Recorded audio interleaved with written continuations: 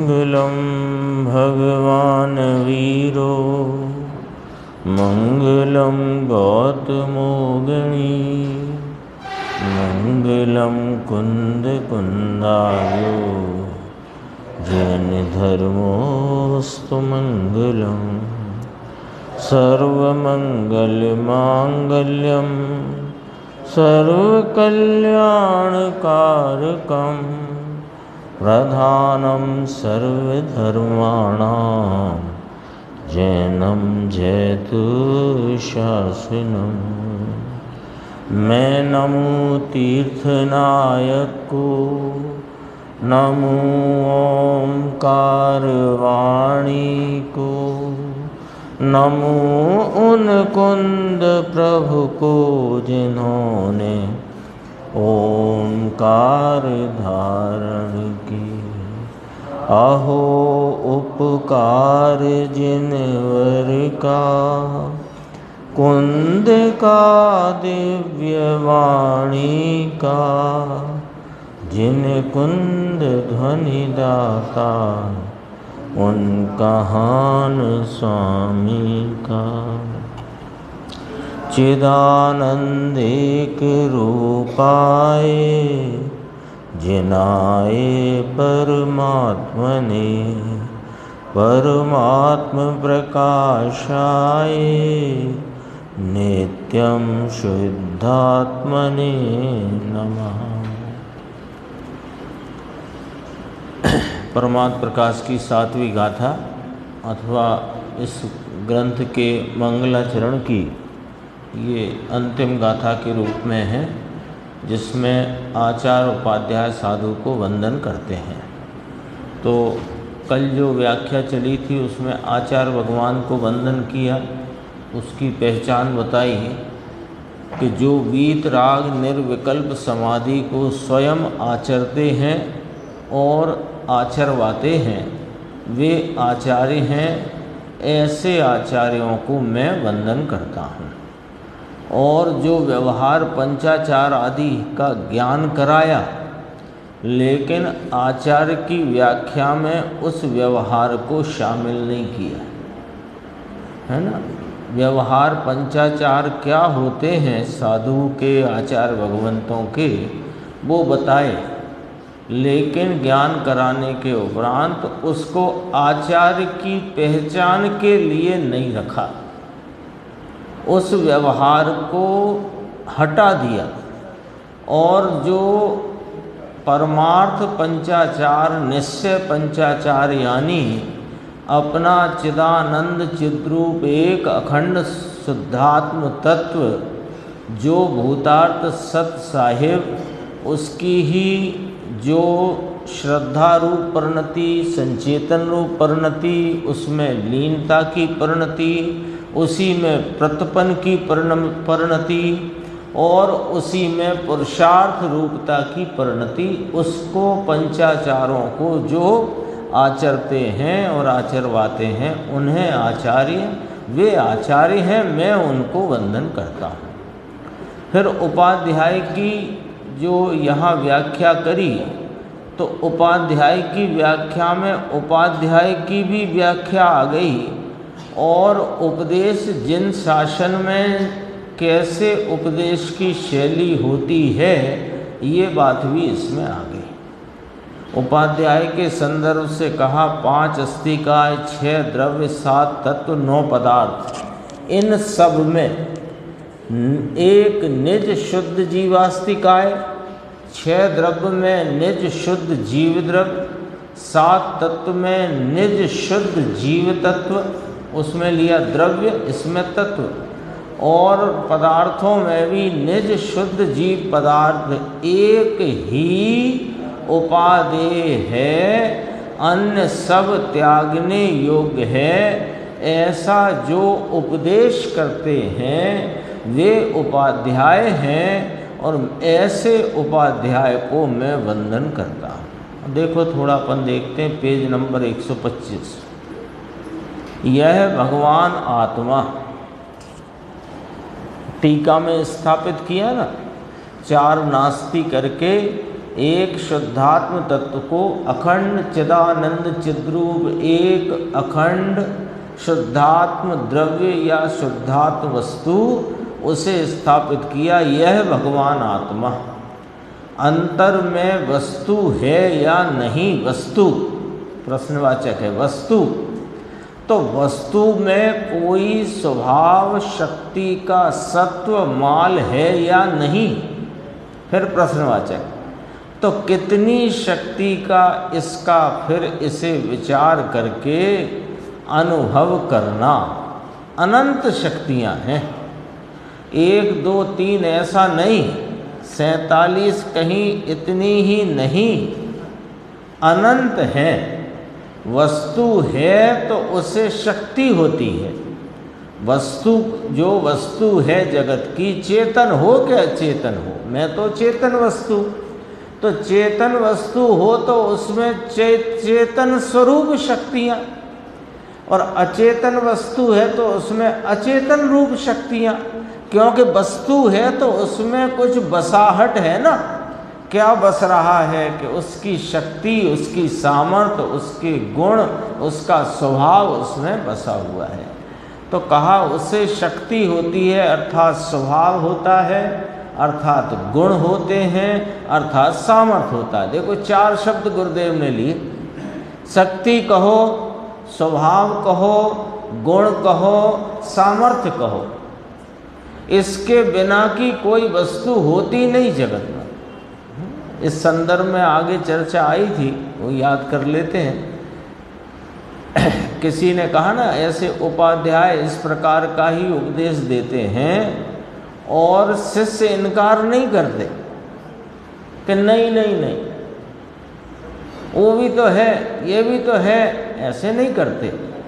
तो किसी ने कहा कि वे शिष्य पात्र हैं, तो फिर गुरुदेव ने एक बात कही, पात्र बिना बात कहाँ ठहरे। तब फिर उसमें आगे व्याख्या करी कि पात्र कौन है ना, पात्र जीव को ही ये बात रुचेगी और पचेगी। तो पात्र कौन है कि जिसको रुचती है वो पात्र है। क्योंकि प्रत्येक जीव अपनी उसकी सामर्थ्य से देखो तो गुरुदेव ने कहा फाट फाट पुरुषार्थ करके क्षण भर में केवल ज्ञान ले ले, ऐसा यह सामर्थ्य स्वरूप पात्र है।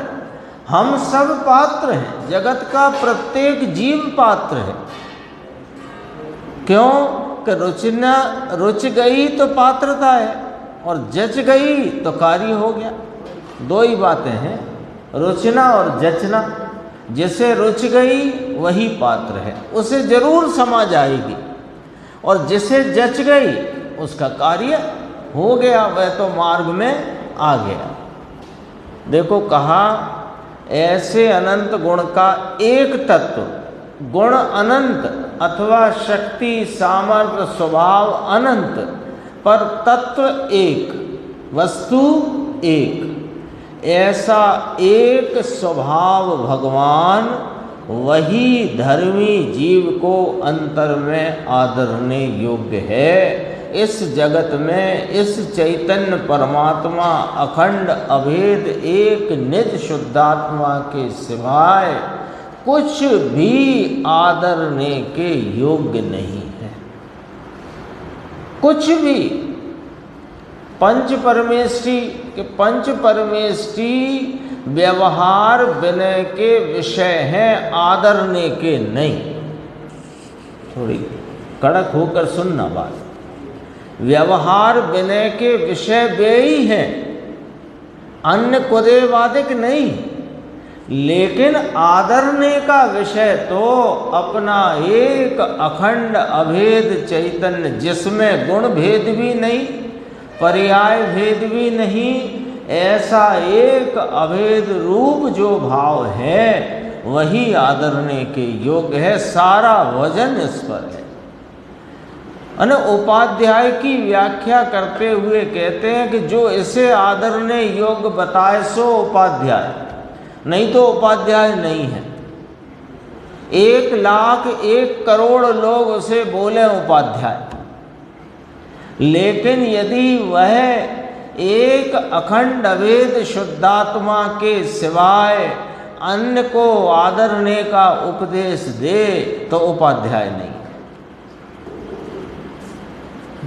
आया था ना वो सूरत का हीरा आर्टिफिशियल, तो आर्टिफिशियल इमिटेशन नकली हीरा, वो नकली ही है, ऐसा कहा था ना।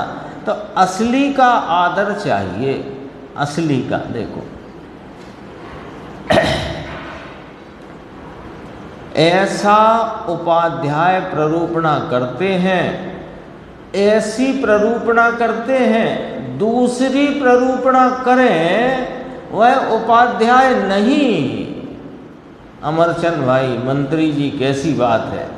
पुण्य से धर्म मनवाए, पुण्य से लाभ मनवाए, पुण्य को आदरणीय मनावे, वे उपाध्याय नहीं है, वे उपदेशक नहीं है, वे साधु नहीं है। साफ सुथरी बात है। देखो अब आजकल और पंचम काल और भरत क्षेत्र, तो ये कोई मोक्ष मार्ग में काल और क्षेत्र से कोई फर्क नहीं पड़ता है ना। चौथे काल में भी जिस प्रकार से जीवों ने अपने स्वभाव को पहचान कर उसकी आराधना पूर्वक मोक्ष प्राप्त किया, वही रीति है, वही रीति सब जगह है, सब जगह सर्व काल में। गुरुदेव कहते हैं एक होए तृण काल में परमारथ न पंथ। देखो फिर इसके थोड़ी सी और महिमा करते हैं 126 पेज पे। देखो यह निज शुद्ध जीव पदार्थ नौ गए ना पदार्थ, जीव अजीव पुण्य पाप आश्रव संवर निर्जरा बंध मोक्ष, ऐसा क्रम है उसमें। तो जीव पदार्थ 9 में एक ही आत्मा आदरणीय है, मोक्ष आदरणीय नहीं। कितनी बात रख दी है। 9 तत्व हैं तो सही, 9 तत्व हैं, 6 द्रव्य हैं, 5 अस्तिकाय हैं, उसमें काल शामिल करो तो 6 द्रव्य हैं, क्योंकि काल अस्तिकाय नहीं है। काल नहीं है ऐसा नहीं, काल अस्तिकाय नहीं है। तो कहा जीव और जड़ 2 तथा ये शेष रह गए 7, वे पर्याय। शुभ अशुभ कहो या पुण्य पाप कहो, पुण्य पाप और ये 2 होकर आश्रव बंध संवर निर्जरा मोक्ष, तो भी होने पर भी हैं अवश्य एक जीव पदार्थ भगवान आत्मा पूर्णानंद का नाथ, एक रूप स्वभाव अंतर वस्तु, वही आदरणीय है। कहो समझ में आया? कैसी स्पष्ट बात है। 133 पे थोड़ी साधु की चर्चा देखते हैं।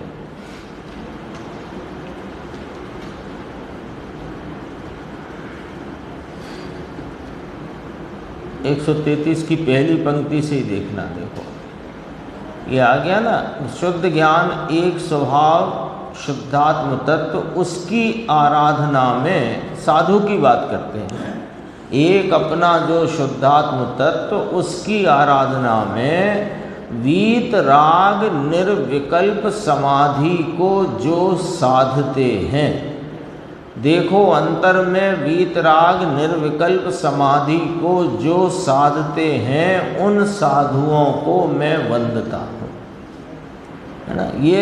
ये वंदन करने वाले कौन हैं कि योगेंद्र देव प्रभाकर भट्ट को इन 5 जो पद हैं, 5 पद में विराजमान साधक और साध्य स्वरूप जो आत्माएं, उनकी पहचान प्रभाकर भट्ट को कराते हैं और स्वयं उनकी पहचान कराते हुए आप उनकी वंदना करते हैं और प्रभाकर भट्ट उनके स्वरूप को पहचान कर वंदना करते हैं। वे भी मुनि थे, प्रभाकर भट्ट भी मुनि थे साथ में उनके, और आचार्य थे योगेंद्र देव।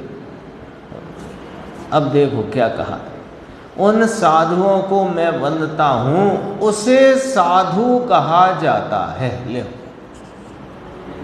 और किसी को साधु नहीं कहा जाता है। इसका मतलब यही हुआ ना, कुछ और निकला। किसको साधु कहा? वीतराग निर्विकल्प समाधि को जो साधते हैं वे साधु हैं, उन साधुओं को मैं वंदता हूँ।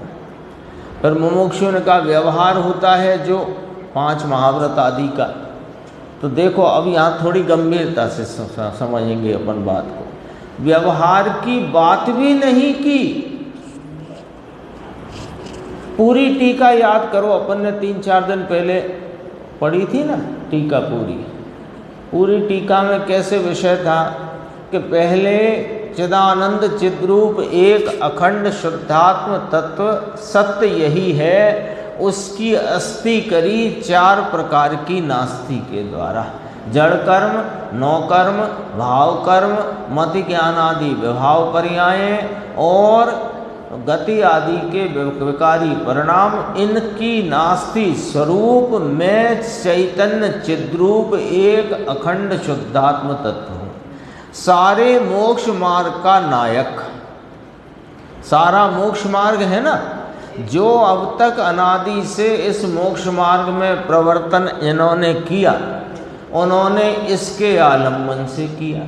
जो कर रहे हैं वो इसके आलम्बन से कर रहे हैं। जो भविष्य में मोक्ष मार्ग में कार्य करेंगे ना, उसमें प्रवर्तन करेंगे, वे इसी शुद्धात्म तत्व के आलम्बन से करेंगे। तो पूरे मोक्ष मार्ग रूपी इस सारे व्यवस्था का नायक कौन? कि एक चिदानंद चिद्रूप शुद्धात्म तत्व। पहले शुरू में इसको स्थापित किया, फिर इसी को सामने रखकर इसी की प्रतीति, इसी का संचेतन, इसी की स्थिरता, इसी में प्रतपन, इसी में पुरुषार्थ, ऐसे करके पंचाचार का स्वरूप बताया है। और फिर व्यवहार पंचाचार भी 8 अंग रूप सम्यक दर्शन, 8 अंग रूप सम्यक ज्ञान, ऐसे करके 13 प्रकार का चारित्र, ये सब बात बता दी, बता भर दी। और फिर आचार्य का स्वरूप कहा, उपाध्याय का कहा और साधु का कहा, और उनको वंदना करी। और फिर अंत में भावार्थ ये कहा कि ये 5 ही अरिहंत सिद्ध आचार्य उपाध्याय साधु को वंदन करना चाहिए या वंदन इनको करते हैं, ये भावार्थ किया। पूरी टीका इस प्रकार है। तो बीच में जितनी व्यवहार की चर्चा करी वो सिर्फ ज्ञान कराया है। उस व्यवहार का ना आचार्य से कोई मतलब निकाला, ना उपाध्याय से, ना साधु से। तो होता तो है ना व्यवहार, होता है तो ज्ञान करा दिया ना, होता है तो क्या करने लगे हम बता। होता है तो उसे उपादेय कर लें क्या इस चैतन्य भगवान को छोड़कर? हम लोग झट से कहने लगते हैं होता तो है ना, अरे हमें पता लग गया तुम्हें कहाँ मजा आ रहा है। कल आया था एक दोपहर को जो परमार्थ वचनिका में कि ये जीव को अनादि से राग की ऐसी रुचि है कि जब पूरी चर्चा करो शुद्धात्मा की तो हाजी बराबर करता रहेगा, और 5 मिनट 2 मिनट भी चर्चा जरा ये राग आदि की, शुभ राग की आई, ऐसा होता है, ऐसा होता है, ऐसा होना चाहिए भी कहते हैं उपदेश की शैली में, इसे इतनी जल्दी ग्रहण करता है मान लो सूखा मटका जैसे पानी पी जाता है। ऐसे अनादि की आदत पड़ी है। देखो इसलिए मुमुक्षु का प्रश्न आया कि साहब व्यवहार है ना आचार्य उपाध्याय साधु का, तो कहा बता दिया ना क्या है, लेकिन उस व्यवहार से ना आचार्यपना है और ना उपाध्यायपना है और ना साधुपना, स्पष्ट किया है। देखो व्यवहार की बात भी नहीं की, बस बता दिया। अंतर अखंडानंद प्रभु शुद्धात्मा कैसा कि शुद्ध ज्ञान एक स्वभाव, शुद्ध बुद्ध एक स्वभाव, शुद्ध बुद्ध, शुद्ध ज्ञान, एक स्वभाव बस, है ना। शुद्ध बुद्ध बोलते हैं ना, शुद्ध नाम पवित्र, बुद्ध नाम ज्ञान स्वरूपी। शुद्ध ज्ञान एक स्वभाव, ऐसा भगवान, वही आराध्य बस उसकी ही आराधना करे बस। वही का अर्थ क्या होता है? वह ही, फिर अन्य की बात नहीं करी, ऐसा नहीं कहा वह भी आराध्य है और 5 महाव्रत भी आराध्य है, ऐसा तो नहीं कहा। वही आराध्य है, आराधना रूप। तब फिर साधु का स्वरूप कहा, वीतराग निर्विकल्प समाधि को जो साधते हैं उन साधुओं को मैं वंदता हूँ। कहो समझ में आया? वीतराग निर्विकल्प समाधि को जो आचरते हैं वे आचार्य, ऐसे निर्विकल्प समाधि को कहें वे उपाध्याय, और साधते हैं वे ही साधु हैं। 3 के ले लिए 3, पर तीनों में एक ही चीज, 3 प्रकार बताए, एक आचरवाने के हेतु से, एक उपदेश के हेतु से, एक आराधना की मुख्यता से। तो आराधना तो तीनों ही कर रहे हैं, किसकी? के एक की ही। हाँ, ऐसी निर्विकल्प समाधि को जो आचरते हैं आचार्य, निर्विकल्प समाधि ही हित रूप है ऐसा जो उपदेश दे वे उपाध्याय, और निर्विकल्प समाधि को जो साधते हैं वे ही साधु हैं। अरिहंत सिद्धाचार्य उपाध्याय साधु ये ही पंच परमेष्टि वंदने के योग्य हैं, ऐसा भावार्थ है। देखो ये 5 परमेष्टि इस प्रकार वंदन करने योग्य हैं, ये भावार्थ किया। ये 7वीं गाथा गुरुदेव की, ये 65-66 का प्रवचन अभी इसमें जोड़ा बीच में, और फिर अब जो फिर 75-76 वाली सीरीज में आएगा तो उसमें थोड़ी गाथा 7 नंबर और लेंगे, फिर 8वीं और 9वीं गाथा आएगी अपन ज्ञान गोष्ठी में। जी, मुमुक्षु की शुरुआत भी एक शुद्धात्म तत्व जैसा केवली परमात्मा ने देखा, जाना और कहा है।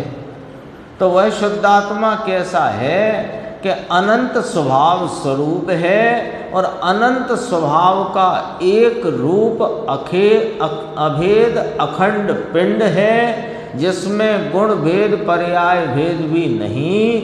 इसको केंद्र में रखकर जो वस्तु स्वरूप का निर्णय करता है। अब वस्तु स्वरूप का देखो केंद्र में कौन रखा गया है?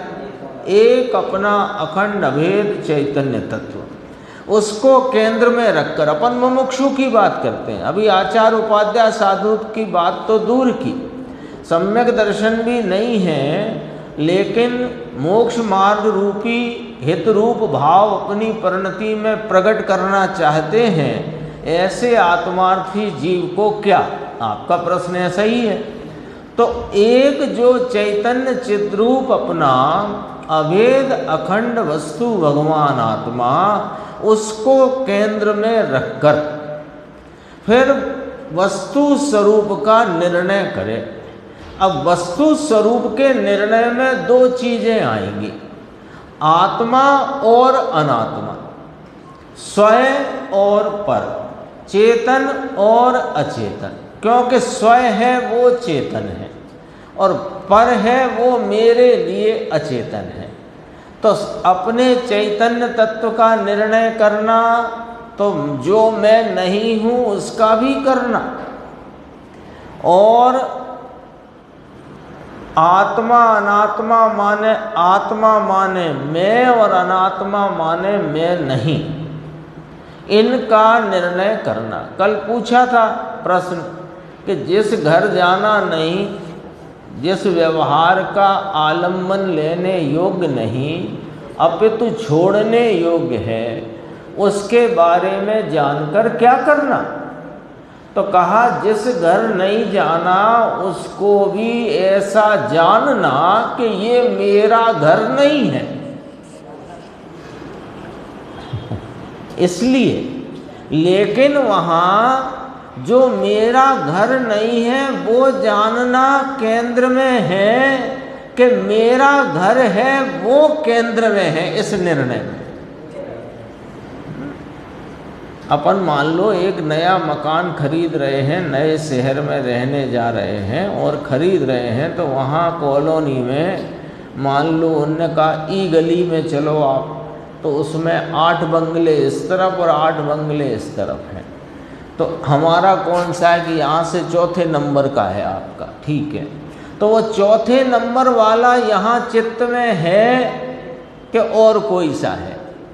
अभी तो गली के मुहाने पे ही खड़े हैं, फिर भले ये पूछते जाते हैं, बताते जाते हैं ये शुक्ला जी का है, ये फला जैन साहब का है, लेकिन अपना जो है वो मुख्य है ना। तो ऐसे ही जिनागम में 7 तत्वों का जो वर्णन आया कि 6 द्रव्य का आया, कि 5 अस्थि काय का आया, कि 9 पदार्थ का आया, उसमें मैं कौन हूँ और जो मैं नहीं हूँ वे कौन है, इतना निर्णय करना। पर निर्णय किसको धुरी पर रखकर, किसको केंद्र में रखकर? एक अपना चैतन्य शुद्ध आत्मा। कई बार अपन कहते हैं, आज फिर कह देते हैं, अरे वो क्या नाम है, जैन सिद्धांत प्रवेशिका है ना, छोटी लघु जैन सिद्धांत प्रवेशिका, उसका इतनी सी तो किताब है, इतना उसमें पेज है, पेज में 8-8, 9-9 लाइन होंगी, 10-10 लाइन होंगी। अरे एक लाइन भी उसकी शुद्धात्मा को केंद्र में रखकर ही पढ़ना सीखना चाहिए, यदि तो इसका नाम है आत्मार्थिता, और नहीं तो पंडिता ही है, क्षयोत्सव। हाँ, और वो भी उतना ही घातक है जितना यह देह आदि की क्रिया में मग्न होकर के अपना यह मनुष्य भव खो बैठता है और उसी को मोक्ष मार्ग में मैं चल रहा हूँ ऐसा मानता है। ऐसे ही ये स्वाध्याय में स्वरूप की मुख्यता न लेकर के अपने चैतन्य स्वभाव को केंद्र में न रखकर सिर्फ पढ़ता ही है और बहुत सीख लेता है, उसका भी ये सारा प्रयत्न उसकी भांति ही समझ लेना जो देह की क्रिया में मग्न होकर पड़ा है। असल बात तो खरी बात तो फिर स्वाध्याय न करें तो पहले स्वाध्याय करने के पहले जो कहा था वो क्यों भूल जाते हैं हम कि एक शुद्धात्मा को केंद्र में रखना मूल बात। अपन चलते हैं, ज्ञान गोष्ठी में बहुत गंभीर चर्चाएं हैं और इसी संबंध में है। देखो 493, जो व्यवहार निश्चय को बतलाता है, व्यवहार परमार्थ का प्रतिपादक है, ऐसा समय सार जी में भी कहा, अन्य ग्रंथों में भी कहा, और यह बात स्पष्ट है कि व्यवहार परमार्थ को बतलाता है। तो जो व्यवहार निश्चय को बतलाता है उसका कुछ उपकार तो है ना, हमारे मोक्ष मार्ग रूप शुद्ध भाव की प्रवृत्ति में, आनंद की प्रवृत्ति में, पूर्णता की प्राप्ति के मार्ग रूप जो हमारा प्रवर्तन है उसमें कुछ उपकार तो है कि नहीं उसका? किसका अंकुर? कि जो व्यवहार निश्चय को बतलाता है उसका कुछ उपकार माने कि ना माने कि नहीं? कोई उपकार नहीं है, व्यवहार निश्चय तक नहीं पहुंचाता। कहा कि व्यवहार परमार्थ को बतलाता है, प्रतिपादक है, कि हाँ प्रतिपादक है, लेकिन वह प्रतिपादन करके वो हट जाता है, और नहीं हटे तो वो जो प्रतिपाद्य है वहाँ नहीं पहुँचता जीव। भाई बात आई समझ में? क्या कहना चाहते हैं कि व्यवहार निश्चय को बतलाता है, लेकिन बतला कर वह हट जाता है, और नहीं हटा तो फिर निश्चय तक तुम पहुंचे नहीं। अपन कहीं गए, किसी से कहा फलाने भाई साहब का मकान मालूम है, उनने कहा हाँ मालूम है, चलो मैं छोड़ देता हूँ, तो वे आपको दरवाजे तक छोड़ गए। फिर आप अंदर गए कि वो भी गए? आप ही गए, वे तो गए। ये बात मैं किस आधार से कह रहा हूँ? ये बात आई है कि शास्त्र तो आत्मा का स्वरूप बताकर अलगा रहते हैं, अलग रहते हैं। अरे शास्त्र क्या, देव शास्त्र गुरु इस शुद्धात्म स्वरूप का निरूपण करके उसका उपदेश कहकर अलगा रहते हैं। तो निश्चय तक नहीं पहुंचाता, समझना है। देखो, व्यवहार निश्चय को बतलाता है पर निश्चय तक नहीं पहुंचाता है, समझना है इस बात। पहुंचने में और बतलाने में फर्क है। बतलाने में तो वो तुम चूंकि व्यवहार को ही जानते हो, जिस प्रकार मिलेक्ष को मिलेक्ष भाषा में समझाया जाता है, इसलिए वो व्यवहार तुमको बस उस परमार्थ को बताने के लिए है। सबको मालूम है 8वीं गाथा का अर्थ, है ना? स्वस्ति कहा तो अब वो नहीं जानता था, तो ऐसे मेंढे की भांति ऐसे सिर उठाकर हक्का बक्का सा देखता रहा, क्या कह दिया। तब किसी ने अथवा स्वयं उसी ने यह कहा कि तेरा अविनाशी कल्याण हो। ये व्यवहार रूपता से उस परमार्थ का स्वरूप बतलाया, आया ना? उसमें सब आ गई है बात। लेकिन वो व्यवहार ना कहने वाले को और ना सुनने वाले को अनुसरण करने के योग्य नहीं है। निकाल कर पढ़ लेना, नानुसर्तव्यम। बतलाया है, पहुंचा नहीं सकता। कैसे बतलाता है? और बतलाने की बात क्यों कही कि इस जीव को परमार्थ का पता नहीं है, और जिस चीज का पता नहीं हो उस चीज को बताना हो तो जो पता है वहां से बताई जाती है। जैसे होता है ना कि अभी आपसे कोई पूछे स्टेशन कहाँ है, तो आप कहोगे कि आपने लाइफ लाइन पुराना जो अस्पताल था वो देखा है क्या? तो उसने कहा हाँ देखा है, बस उससे सीधे निकल जाना। तो जहाँ जो जिसे ज्ञात हो वहाँ से बताया ना। तो व्यवहार बस इतना ही करता है, बताता है, पहुँचाता नहीं है। पहुँचना तो खुद ही पड़ता है। ये बात को वजन से अपन इसलिए देख रहे हैं कि दोनों में लगते एक जैसे हैं। व्यवहार निश्चय को बतलाता है, तो व्यवहार का उपकार हुआ कि नहीं हुआ उपकार? क्यों नहीं हुआ? कि वह निश्चय तक नहीं पहुंचाता। फिर और सुनो, उससे कुछ कार्य सिद्धि नहीं होती। फिर वही बात आ गई जो 8वीं गाथा में आई है, व्यवहार अनुसरण करने योग्य नहीं है। दर्शन ज्ञान चारित्र का भेद करके समझना पड़ता है, भेद से आत्मा समझना पड़ता है। इतना व्यवहार होता ही है, तब भी इतना समझना पड़ता है, माने बतलाने के लिए का है। तो बतलाने के लिए का इतना व्यवहार है, तब भी ऐसा होने पर भी वह अनुसरण करने योग्य नहीं है। एक ज्ञायक को ही लक्ष्य में लेना योग्य है।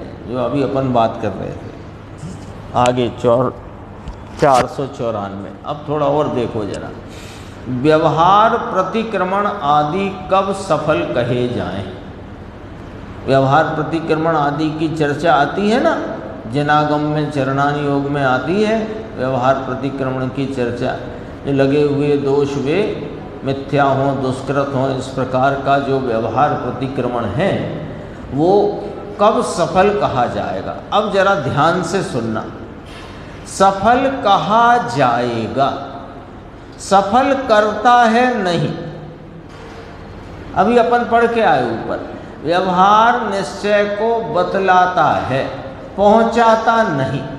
ठीक है, अब देखो यहाँ कहा कि व्यवहार प्रतिक्रमण आदि कब सफल कहे जाएं, तो सीधी बात है कि जब निश्चय आराधना स्वरूप वीतराग भाव में पहुँचे तो वे सफल कहे जाएं। यही इसका अर्थ है। अपन थोड़ी चर्चा पहले कर लेते हैं। तो जो वीतराग भाव शुद्धोपयोग रूप वीतराग भाव में पहुँचे, जब जीव पहुँचे तब वे सफल कहे जाते हैं। वे जीव को वहाँ पहुँचाने में सफल नहीं हैं। समझ में आई बात कि नहीं आई? भाषा में कुछ गड़बड़ हो रही हो तो नहीं आ सकती है, मैं दोबारा बोल देता हूँ। व्यवहार प्रतिक्रमण आदि कब सफल कहे जाएं, है ना? तो कहा कि जब जीव अपने स्वभाव के आलम्बन को लेकर अपने वीतराग भाव शुद्धोपयोग भाव को प्राप्त करे तो पूर्व में होने वाले वे प्रतिक्रमण आदि के शुभ विकल्प सफल कहे जाते हैं। वे आत्मा के आलम्बन रूप शुद्ध उपयोग अवस्था को पहुंचाने में सफल नहीं करते।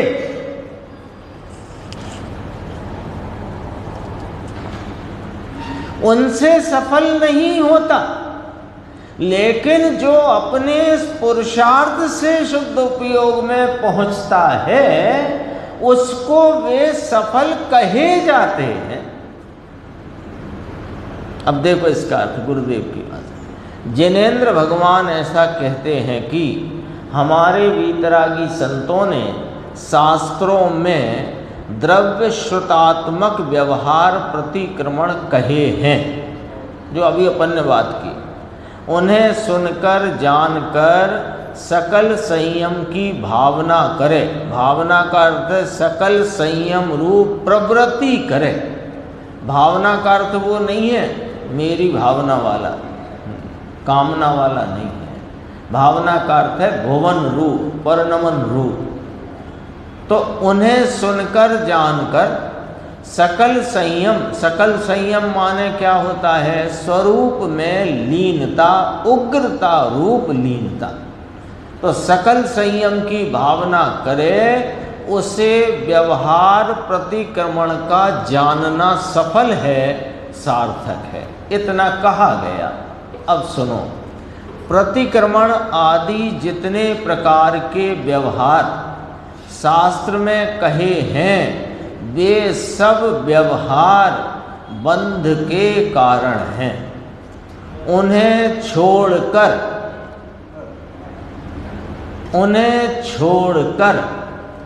अंदर आनंद स्वरूप में जाने पर ही व्यवहार का सफलपना कहा गया है।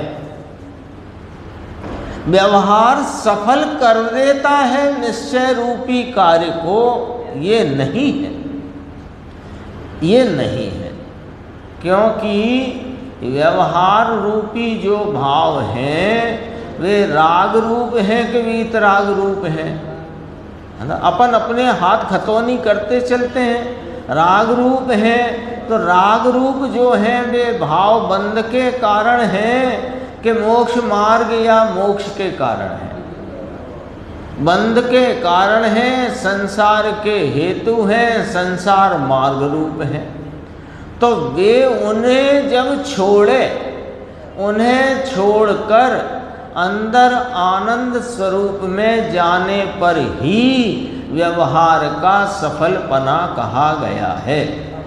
जितना भी क्रियाकांड व्यवहार है ना, क्रियाकांड में अकेली देह की क्रिया नहीं, देह की क्रिया से इंगित किए जाने वाला, देह की क्रिया से बताया जाने वाला जो विकल्प रूप वृत्ति शुभ राग की है, उसको यहाँ क्रियाकांड व्यवहार कहा गया है। इस बात समझ में आई ना? अकेली देह की क्रिया नहीं, देह की क्रिया से बताया गया जो शुभ राग विकल्प रूप वृत्ति है, वो क्रियाकांड व्यवहार कहने में आता है। उसे छोड़कर, बोलो क्या लिखा, छोड़ कर के उसे लेकर, उसे छोड़कर शुद्ध स्वरूप के अनुभव में निमग्न हो, तभी व्यवहार के जानपने की सफलता कही गई है। लो फिर देखो, व्यवहार की सफलता माने व्यवहार के जानपने की सफलता।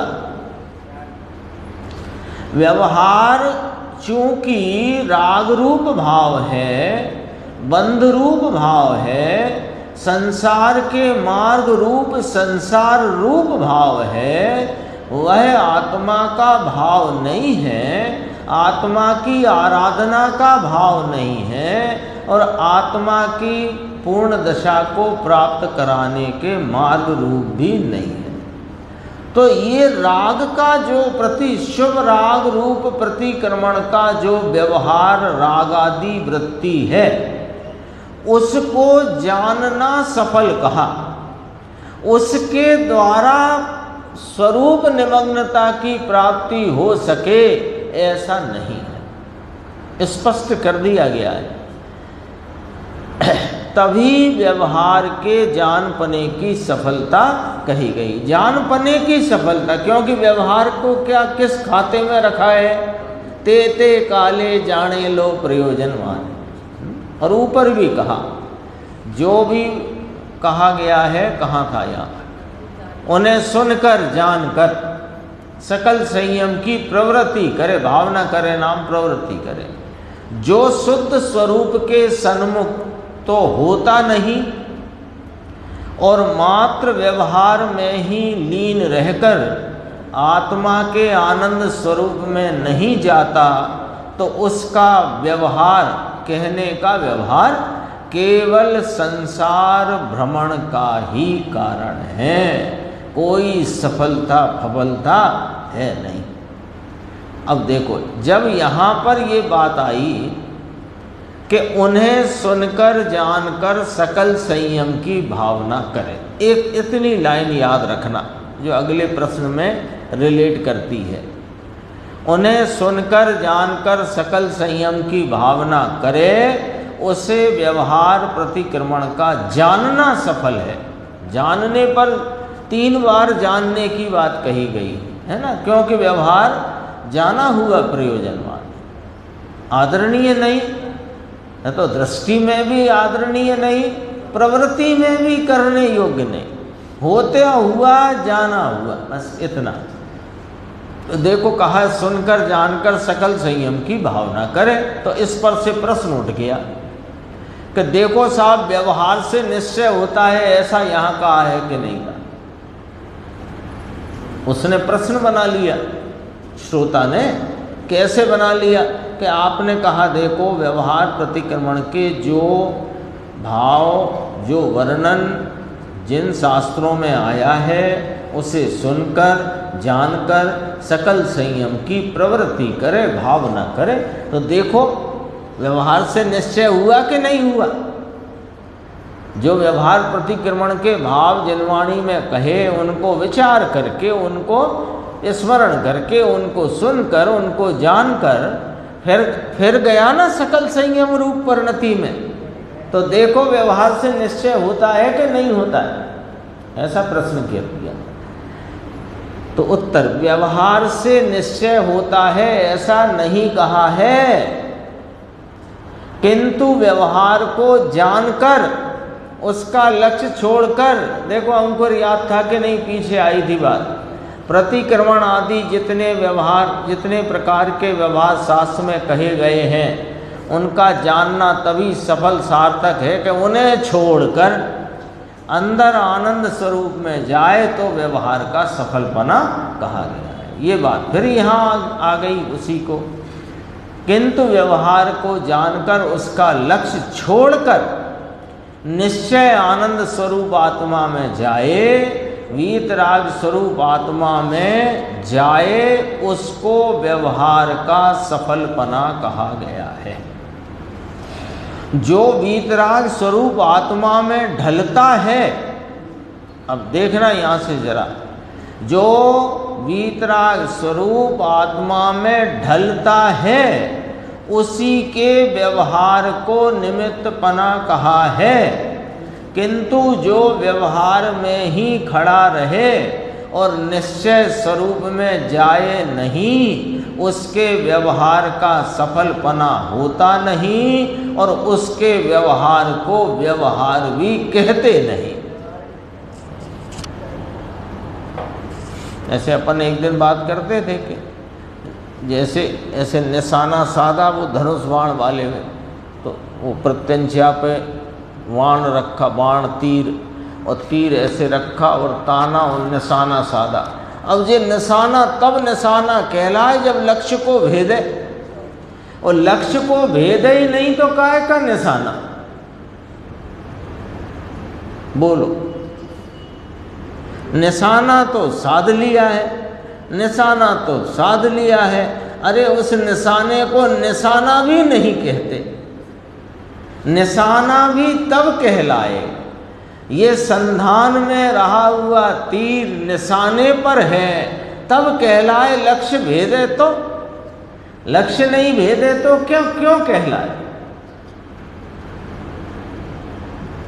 तो यहाँ कहा कि जो व्यवहार में ही खड़ा रहे, निश्चय स्वरूप में जाए नहीं, ऐसे ही तीर ताने खड़ा रहे, लक्ष्य को भेदे ही नहीं, उसका यह निशाना और प्रत्यंचा पर बाण का चढ़ाना, ये बाण को चढ़ाना भी कहा नहीं जाएगा। ऐसी बात है। 496, ये भी बहुत अच्छा प्रश्न है। देखो, लगे हुए दोषों का प्रतिक्रमण आदि करने से आत्मा शुद्ध हो जाता है, ऐसा जिनवाणी में चरणान योग की शैली में उपदेश की शैली के द्वारा प्रतिक्रमण की व्यवहार व्याख्या इस प्रकार की गई है। ठीक है, कि जो दोष लग गए हों व्यवहार में उनको दूर करने से, है ना, प्रतिक्रमण से दूर करते हैं। कैसे करते हैं? कि मेरे द्वारा कोई प्रकार की किसी जीवों की किसी प्रकार से विराधना हुई हो, वो दुष्कृत हो, मिथ्या हो आदि इत्यादि, ऐसा ही तो है। वो तो पाठ है, पाठ माने वैसा विचार, वैसी विकल्प रूप वृत्ति, उससे आत्मा शुद्ध हो जाता है। ये वाली बात व्यवहार से कहने में आई है। आत्मा कैसे शुद्ध होगा? राग से नहीं होगा, पर वो तो व्यवहार से कहने में आई। क्यों ऐसा व्यवहार क्यों कह दिया? कषाय से शुद्धता क्यों बता दी? कि नहीं, कषाय से शुद्धता नहीं बताई, उस प्रकार के शुभराग रूप वृत्ति में वर्तता हुआ उस कषाय को भी छोड़कर, फिर आ जाओ पीछे वहीं, उस कषाय को भी छोड़कर स्वभाव का अवलंबन लेता है। उस स्वभाव के अवलंबन से परिणति में जो शुद्धता प्रवाहित होती है, वर्तती है, तो उस व्यवहार पर उपचार करके कहा कि लगे हुए दोषों का प्रतिक्रमण आदि करने से आत्मा शुद्ध हो जाता है। ये व्यवहार को भी समझना थोड़ा कठिन काम है वहाँ उसमें परमार्थ तक पहुँचना बहुत, और वो बस कठिन तो है पर सरल भी है। यशवंत भाई, कैसे सरल है? एक इसे केंद्र में रखे रहो और इसमें कषाय नहीं, कषाय का भाव नहीं, ये कभी पुण्य पाप रूप हुआ नहीं, इसमें मलिनता होती नहीं, और जो मलिनता से है उससे इसकी प्राप्ति होती नहीं। ये जो सूत्र अपन ने जमा लिए अपने निर्णय में, तो अपने को पता लग जाएगा कि जिनवाणी में राग से आत्मा की शुद्धता की प्राप्ति कही जा रही है, इसका मतलब ये उपचार किया गया है। क्यों मलिनता से शुद्धता की बात कैसे हो सकती है? देखो अभी गुरुदेव का जवाब बहुत अच्छा है, लेकिन प्रश्न बड़ा टेढ़ा किया है प्रश्नकार ने। जब लगे हुए दोषों का प्रतिक्रमण आदि करने से आत्मा शुद्ध हो जाता है, तो पहले से ही शुद्धात्मा के अवलंबन का खेद किस काम का? देखो उसने क्या शब्द प्रयोग किया प्रश्नकार ने, शुद्धात्मा के अवलंबन का खेद वो आनंद है। उसने क्यों, उसे खेद क्यों लगा? वो खेद शब्द आया क्यों उसकी भाषा में? कि राग रूप वृत्ति आसान है, आसान है। जरा उपयोग अप्रशस्त निमित्तों को छोड़कर प्रशस्त निमित्तों को लक्ष्य में ले, तुरंत वहाँ पर कषाय की मंदता हो जाती है। वो तो आसान काम है। लेकिन कषायों की मंदता, तीव्रता, सर्व वृत्तियों को छोड़कर अपने स्वरूप में उपयोग को ढालना और टिकाना, हाँ, ये तो उसको ही सरल है जिसने इस तत्व को पहचान लिया है। बाकी तो जो बातों में बैठा है उसे खेद लगता है। ऐसा एक बार आया था, नाम नहीं ले रहा हूँ मैं, बार बार लेना ठीक नहीं है, इसलिए। एक थे ब्रह्मचारी जी, तो उनने कहा कि जब मुनिराज शुद्धोपयोग में थक जाते हैं तो छठवें गुण स्थान में विश्राम के लिए आते हैं।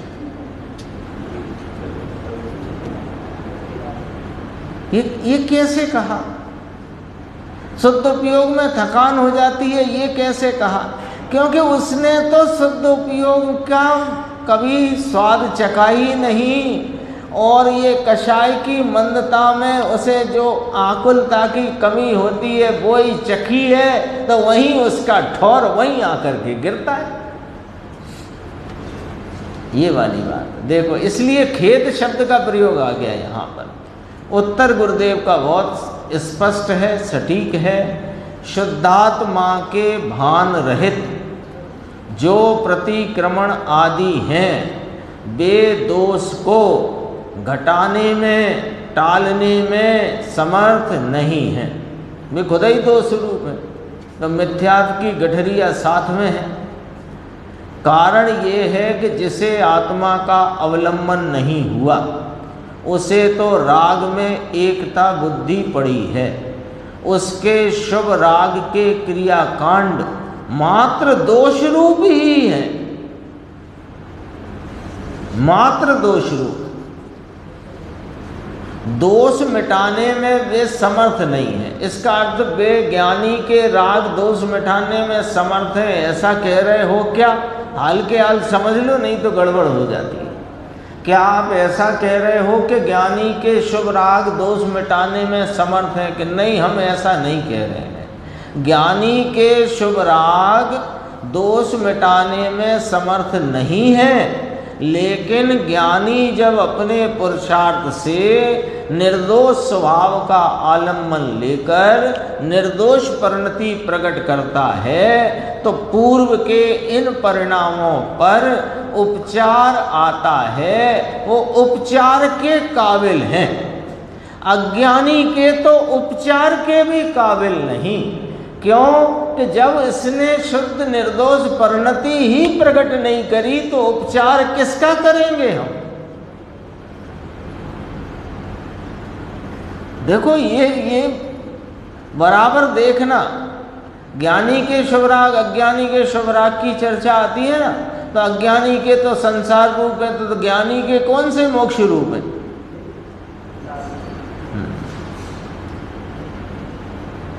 उसमें आ गया है बहुत अच्छा, 108, 109, 110 कलश पुण्य पाप अधिकार कलश टीका में बहुत बहुत अच्छा विवरण आया उसमें। उसके शुभ राग के क्रियाकांड, अज्ञानी को लिया ना, जैसे राग में एकता बुद्धि है, दोष मिटाने में समर्थ नहीं है, उसकी और बात करिए। अज्ञानी के ये प्रतिक्रमण आदि नहीं है, वो अप्रतिक्रमण शब्द है, इसमें गलत छपा है।